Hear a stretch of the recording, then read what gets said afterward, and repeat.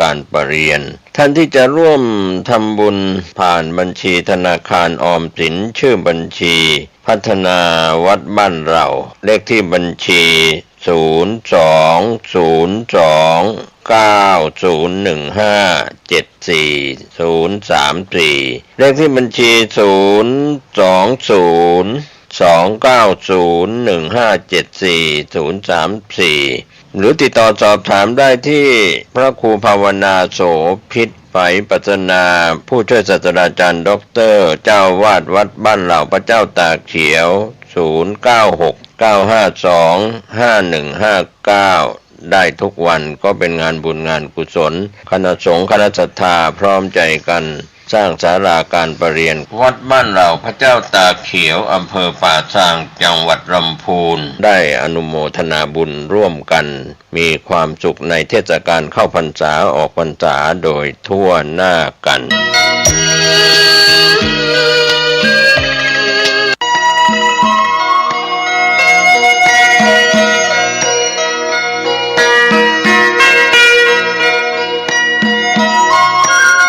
ศาลเพื่อการประชาสัมพันธ์โครงการปรับภูมิทัศน์และพัฒนาปรับพื้นที่รอบอุโบสถวัดป่าแดงมหาวิหารโครงการระยะที่9ธันวาคมถึง31ธันวาคม2567ถึง20มกราคมถึง21ธันวาคม2568มติคณะกรรมการบริหารวัดป่าแดงมหาวิหารครั้งที่4/2567ได้เห็นชอบและอนุมัติให้ดำเนินโครงการใช้เงินบริจาคและเงินสะสมของวัดเพื่อพัฒนาปรับพื้นที่ของวัดป่าแดงมหาวิหารจึงขอเชิญชวนผู้มีจิตศรัทธาร่วมพัฒนาเพื่อถวายเป็นพระราชกุศลถวายพระเจ้าสามฝั่งแกนและพระเทวีพระเจ้าสิโรกราชพระเมืองแก้วและอดีตเจ้าอาวาสวัดป่าแดงมหาวิหารมี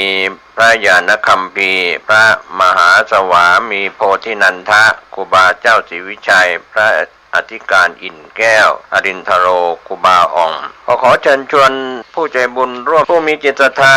มีเจตนาร่วมในข่าวครั้งนี้โอนเงินผ่านธนาคารกรุงไทยสาขาสุเทพชื่อบัญชีวัดป่าแดงมหาวิหารเลขที่บัญชี521064750สอบถามรายละเอียดเพื่อร่วมทำบุญได้ที่0818815690ก็เป็นโครงการปรับภูมิทัศน์และพัฒนาปรับพื้นที่รอบอุโบสถวัดป่าแดงมหาวิหารตำบลสุเทพอำเภอเมืองเชียงใหม่จังหวัดเชียงใหม่โครงการนี้เริ่มดำเนินการท่านที่จะร่วมบุญร่วมกุศลร่วมอนุโมทนาได้บุญได้กุศลได้ความดีโดยทั่วหน้ากัน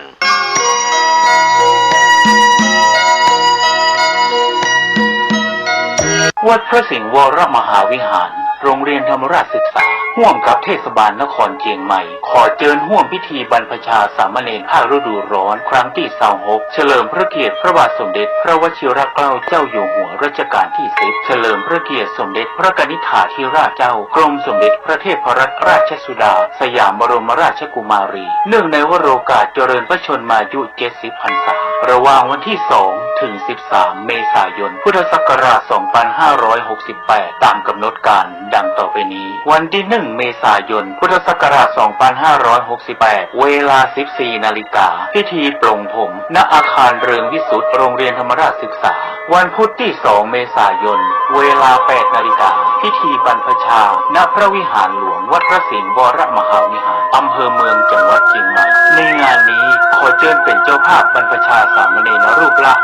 1,500 บาทหรือถ้าเป็นเจ้าภาพภัตตาหารและน้ำปานะติดต่อสอบถามรายละเอียดเพิ่มเติมได้ที่พระเทพสิงหวราจารย์โทรศัพท์0818838752พระครูปริยัติกิจจาภิวัตรโทรศัพท์0892642485หรือที่ธนาคารกรุงไทยชื่อบัญชีโครงการบรรพชาสามเณรภาคฤดูร้อนวัดพระสิงห์วรมหาวิหารเลขบัญชี5400081 ได้ตั้งแต่วันนี้เป็นต้นไปสวัสดีครับท่านผู้ฟังที่เคารพข่าวชาวบ้านผมกาเกษตรเพชรสำริดบรรณาธิการข่าวก้าวหน้าอยู่กับการทำหน้าที่สื่อสารมวลชนของพี่น้องสื่อสารมวลชนทั้งสื่อไทยสื่อเทศข ข่าวภายในประเทศข่าวจากต่างประเทศท่านที่อ่านหนังสือพิมพ์ออนไลน์คลิกเข้าไปที่ www.9hnanews.com ผมเกษตรเพชรสำริดบรรณาธิการข่าว9หน้านิวก็ขอบคุณที่หลายท่านติดตามข่าวชาวบ้านการเสพข่าวในเรื่องของสื่อสารมวลชนนั้นก็มีเพิ่มเข้ามามากมายไม่ว่าจะเป็นหนังสือพิมพ์ทั้งตีพิมพ์และหนังสือพิมพ์ออนไลน์รวมไปถึงวิทยุกระจายเสียงวิทยุออนไลน์ทีวีภาคปกติและทีวีดิจิตอลรวมไปถึงทีวีออนไลน์โซเชียลมีเดียทั้งหลายมากมายในช่วงนี้ก็ถือว่าโรคที่เป็นโรคปัจจุบันการเสพข่าวทั้งข่าวข้อเท็จจริงข่าวเฟกนิวบิดเบือนหรือข่าวปลอมก็แล้วแต่นะครับท่านใช้วิจารณญาณในการเสพข้อมูลข่าวสารทั้งเสียงและภาพข้อมูลต่างๆนั้นในรอบ24ชั่วโมงข้อคิดเตือนจิตเตือนใจกับการก่อนที่จะรับฟังข่าวชาวบ้านวันนี้ก็คงเป็นส่วนหนึ่งเราจะเห็นได้ว่าสายเลือดของฝ่ายพ่อฝ่ายแม่7ชั่วโคตรนั้นเป็นเรื่องที่ในสมัยโบราณก็มีการยึดถือกันในส่วนของ DNA มีต้นตระกูลมาอย่างไรที่เกี่ยวข้องกับ7ชั่วโคตรตั้งแต่ทวดลงมาปู่ย่าตายายลุงป้าน้าอาพ่อแม่รวมไปถึงลูกหลานเหลนโหลนก็แล้วแต่นะครับที่มีตัวอย่างได้มาจากบรรพบุรุษไม่ว่าจะเป็นคนไทยหรือชาวต่างชาติก็ตามก็เป็นเรื่องที่ DNA สายเลือดนั้นมีส่วนที่เราจะต้องเข้าใจว่าเลือดเนื้อเชื้อไขหรือการอบรมสั่งสอนจากยุคโบราณจนถึงยุคปัจจุบันที่เป็น7ชั่วโคตรของตระกูลฝ่ายพ่อฝ่ายแม่ก็มีส่วนที่เราจะต้องตั้งข้อสังเกตในยุควิทยาศาสตร์การแพทย์ปัจจุบันนั้นอาจจะตรวจได้จาก DNA ก็เรื่องของการทำดีทำชั่วนั้นเป็นส่วนหนึ่งสวิชชาโนภวังโหติผู้รู้ดีเป็นผู้เจริญเคารพต่อนิติธรรมธรรมที่ถูกต้องตามทำนองครองธรรมและก็นิติรัฐเคารพต่อกฎหมายของบ้านเมืองก็จะเป็นสิ่งที่สวิชชาโนภวังโหติผู้รู้ดีเป็นผู้เจริญทั้งร่างกายและจิตใจข่าวแรกวันนี้ไทยโพสต์ออนไลน์ได้รายงานหัวข้อข่าวหลุดเก้าอี้ชัวอิงใช้ช่องว่างกฎหมายเอื้อประโยชน์ส่วนตนขาดประมวลจริยธรรมข้อ6วงเล็บ2ถึงรัฐธรรมนูญมาตรา160 28มีนาคมไทยโพสต์ออนไลน์รายงานข่าวนายสมชายแสวงการอดีตสมาชิกวุฒิสภาและผู้ยื่นต่อศาลรัฐธรรมนูญให้วินิจฉัยให้นายกรัฐมนตรีสิ้นสุดลงเพราะขาดคุณสมบัติและมีลักษณะต้องห้ามตามรัฐธรรมนูญมาตรา160วงเล็บ4วงเล็บ5โดยเพจเฟซบุ๊กส่วนตัวของนายสมชายแสวงการอดีตสมาชิกวุฒิสภากล่าวเป็นหัวข้อแอดแท็กว่าสงครามยังไม่จบนิติกรรมอำพรางเรื่องภาษีไม่ซื่อสัตย์สุจริตเป็นที่ประจักษ์ประพฤติผิดจริยธรรมอย่างร้ายแรงหลังเสร็จการอภิปรายไม่ไว้วางใจแล้วสสพรรคฝ่ายค้านควรเข้าชื่อสส1 ใน 10หรือไม่น้อยกว่า50คนเสนอคำร้องต่อประธานสภาผู้แทนราษฎรส่งคำร้องขอให้ศาลรัฐธรรมนูญวินิจฉัยตามรัฐธรรมนูญมาตรา170วรรค3ประกอบมาตรา82ว่าความเป็นรัฐมนตรีของแพทองธารชินวัตรสิ้นสุดลงเฉพาะตัวตามรัฐธรรมนูญมาตรา170วรรค1วงเล็บ4ประกอบมาตรา160วงเล็บ4และวงเล็บ5หรือไม่ด้วยเหตุที่แพทองธารชินวัตรในฐานะนายกรัฐมนตรีต้องมีคุณสมบัติและไม่มีลักษณะต้องห้ามตามรัฐธรรมนูญมาตรา160วงเล็บ4ต้องมีความซื่อสัตย์สุจริตเป็นที่ประจักษ์และไม่มีพฤติกรรมฝ่าฝืนหรือไม่ปฏิบัติตามมาตรฐานจริยธรรมอย่างร้ายแรงพ พร้อมพรรคฝ่ายค้านได้อภิปรายไม่ไว้วางใจและตรวจสอบพบการกระทำของแพทองธารชินวัตรที่อาจเข้าข่ายการกระทำที่อาจทำให้ขาดคุณสมบัติและมีลักษณะต้องห้ามตามรัฐธรรมนูญดังนี้ข้อแรกการทำตั๋วสัญญาการใช้เงินในการกู้ยืมเงินจากคนในครอบครัววงเงิน 4,434 ล้านบาทโดยไม่มีการกำหนดเวลาชำระคืนและไม่กำหนดอัตราดอกเบี้ยซึ่งอาจเป็นการทำนิติกรรมอำพรางเพื่อหลีกเลี่ยงภาษีหรือไม่ตั๋วสัญญาดังกล่าวเกิดขึ้นตั้งแต่ปีพุทธศักราช 2559 นานถึง 9 ปีแต่ไม่มีการชำระเงินและดอกเบี้ยไม่ระบุในสัญญาว่าจะชำระเมื่อใดอีกทั้งผู้ขายหุ้นส่วนใหญ่ไม่ใช่พ่อแม่แต่เป็นพี่สาว 2,388 ล้านบาทพี่ชาย335ล้านบาทลุง 1,315 ล้านบาทป้าสะใภ้258ล้านบาทขณะที่มารดาเป็นผู้ให้หุ้นเพียง136ล้านบาทจึงไม่มีเหตุอันสมควรที่จะเชื่อได้ว่าบุคคลที่เป็นเครือญาติเหล่านั้นรีบร้อนขายหุ้นให้ผู้รับที่ไม่พร้อมจะจ่ายเงินและผ่านมานานถึง9ปียังไม่มีการชำระหนี้ใดๆอีกเมื่อผู้ซื้อเป็นนายกรัฐมนตรียื่นบัญชีทรัพย์สินมีมากกว่า 13,000 ล้านบาทแสดงถึงความสามารถในการชำระหนี้ดังกล่าวได้อาจเข้าข่ายการทำนิติกรรมอำพรางหรือหลบเลี่ยงการชำระภาษีและอาจแจ้งบัญชีทรัพย์สินอันเป็นเท็จถือเป็นกรณีที่เป็นรัฐมนตรีมีความไม่ซื่อสัตย์สุจริตและประพฤติผิดจริยธรรมอย่างร้ายแรงหรือไม่ส่วนข้อที่2การถือหุ้นเป็นกรรมการบริษัทและกรรมการบริหารบริษัทอันพายกอล์ฟแอนด์สปอร์ตคลับตั้งแต่ปีพุทธศักราช 2544 ถึง 4 กันยายน 2568 ที่จะมาถึงมีปัญหาเป็นที่ธรณีสงฆ์เนื่องจากเป็นที่ดินตามพินัยกรรมมรดกของนางเนื่อมชำนาญชาติศักดาที่มอบให้วัดธรรมิการาม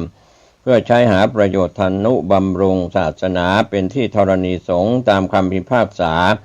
และความเห็นของคณะกรรมการกฤษฎีกาเป็นที่ยุติแล้วการครอบครองและบริหารที่ดินดังกล่าวหาประโยชน์กำไรจึงเป็นการหาประโยชน์มิควรได้จากที่ดินธรณีสงฆ์อันเป็นที่ดินของรัฐดังกล่าวเช่นเดียวกันกับที่ศาลฎีกาเคยมีคำพิพากษาให้ความเป็นรัฐมนตรีสิ้นสุดลงและตัดสิทธิทางการเมืองอดีตรัฐมนตรีช่วยว่าการกระทรวงศึกษาธิการกรณีครอบครองที่ดินป่าสงวนเขาใหญ่และคดีที่ให้สสพ้นจากตำแหน่งตัดสิทธิการเมืองกรณีครอบครองที่ดินป่าสงวนราชบุรีถือเป็นบรรทัดฐานที่ศาลฎีกาเคยวางเรื่องการประพฤติผิดจริยธรรมอย่างร้ายแรงของผู้ดำรงตำแหน่งการเมืองไว้แล้วข้อที่3พิจารณาดูให้ชัดเจนในประมวลจริยธรรมข้าราชการการเมืองปีพุทธศักราช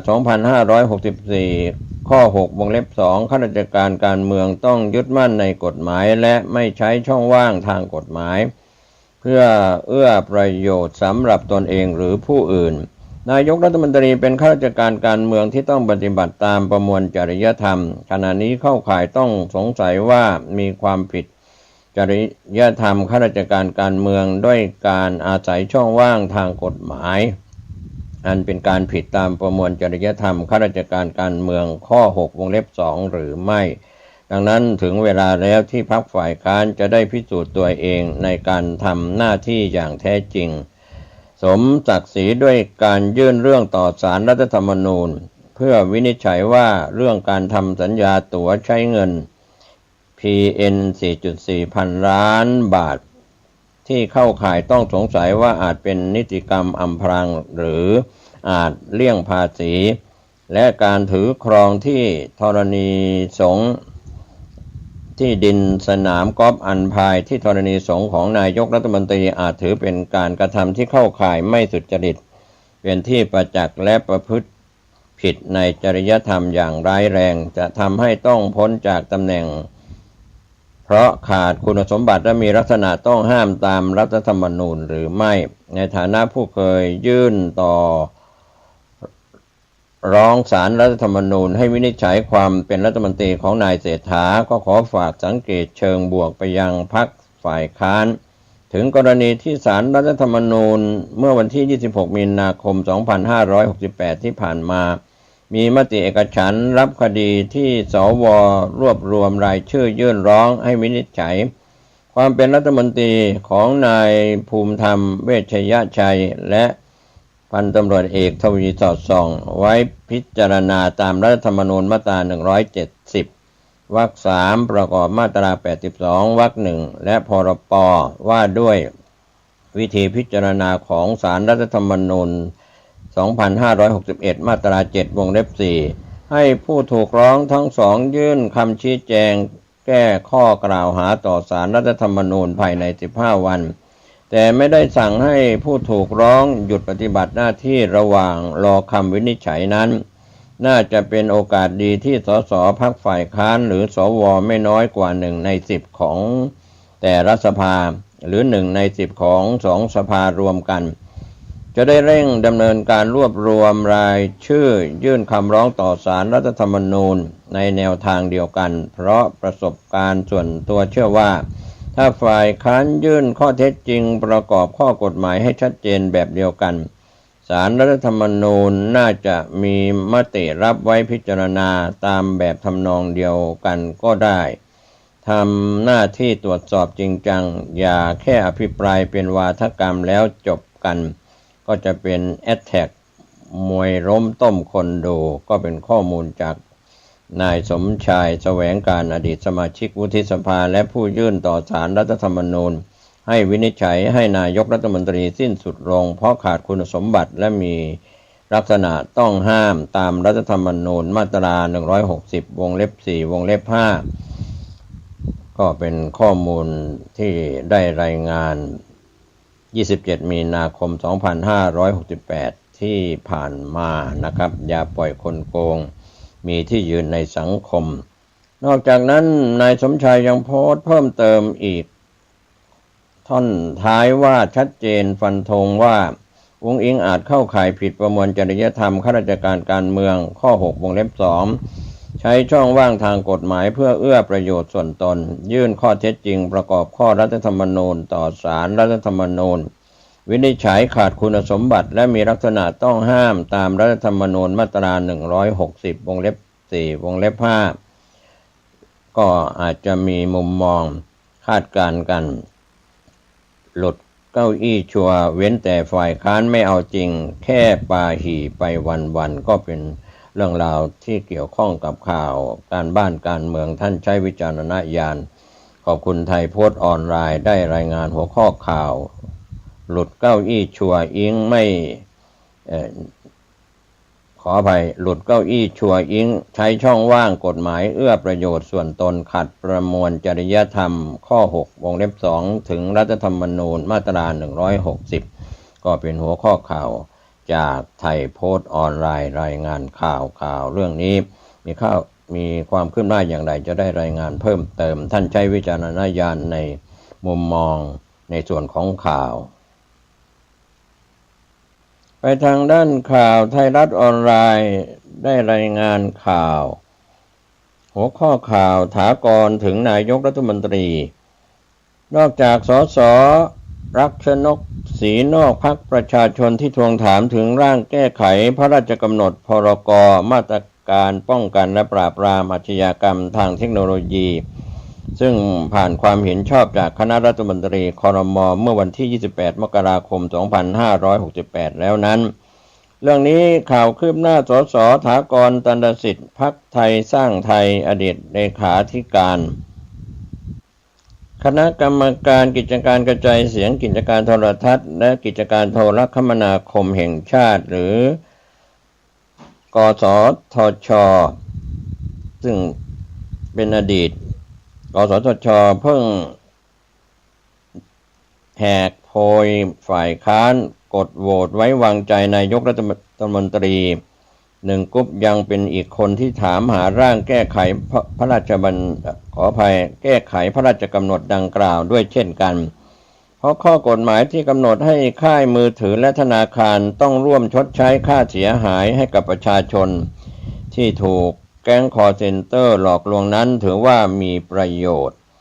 พรกนี้ยังประกาศใช้หรือไม่เพราะไม่เห็นความคืบหน้าเดิมคาดว่าจะมีผลบังคับใช้ในเดือนกุมภาพันธ์ 2568 ที่ผ่านมาเกือบเดือนแล้วยังไม่เห็นมีอะไรออกมาจึงอยากฝากถามนายกรัฐมนตรีถึงเรื่องนี้ก็อุตส่าห์ไว้วางใจแล้วขอตามงานสักนิดจะไม่ผิดใจกันเรื่องนี้ก็เป็นส่วนที่ทางอดีตเลขาธิการกสทช.ได้ชี้แจงขอบคุณไทยรัฐออนไลน์ไปทางด้านข่าวที่มติชนออนไลน์ได้รายงานหัวข้อข่าวกรมป่าไม้รุยตรวจที่ดินคทช.เชียงใหม่หลังประกาศขายจงครึ่มผ่านโซเชียลก็เป็นเรื่องราวข่าวจากมติชนออนไลน์รายงานหัวข้อข่าวโดยกรมป่าไม้รุยตรวจที่ดินคทช.เชียงใหม่หลังพบประกาศขายจงครึ่มผ่านโซเชียลเตือนประชาชนรับสิทธิคทช.ห้ามขายถึงเปลี่ยนมือ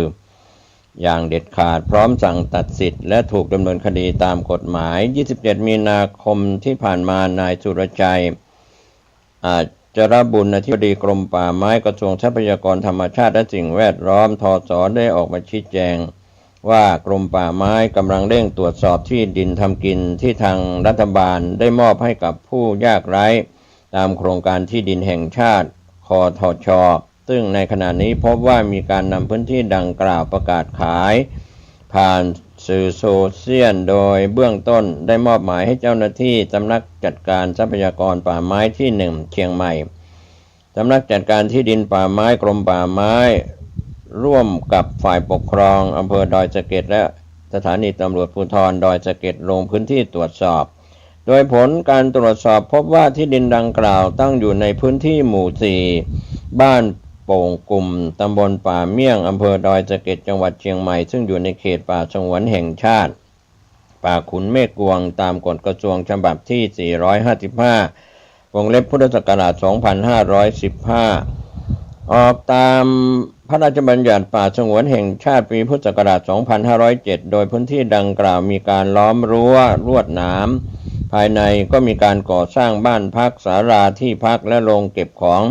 นอกจากนี้ยังได้เปรียบเทียบภาพถ่ายที่โพสต์ประกาศขายผ่านสื่อโซเชียลปรากฏว่าตรงกับสภาพพื้นที่จริงที่เข้าตรวจสอบจากการตรวจสอบข้อมูลพื้นที่ดังกล่าวในขอบเขตของโครงการจัดที่ดินทำกินให้ชุมชน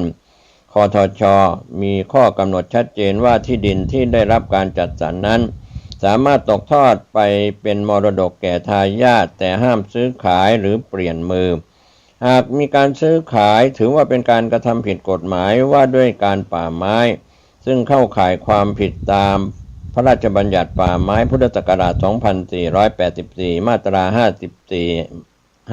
55 รวมถึงพระราชบัญญัติป่าสงวนแห่งชาติพุทธศักราช 2507 มาตรา 14 ประกอบมาตรา 31 ซึ่งหน่วยงานที่เกี่ยวข้องได้ร่วมกันตรวจยึดดำเนินคดีตามกฎหมายที่เกี่ยวข้องต่อไปอธิบดีกรมป่าไม้ได้ชี้แจงเพิ่มเติมกับทีมข่าว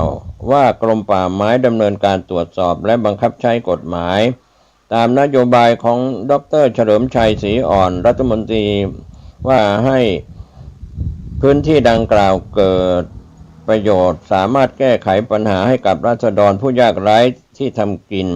อยู่เดิมอย่างแท้จริงสามารถตกทอดให้กับรุ่นลูกรุ่นหลานมี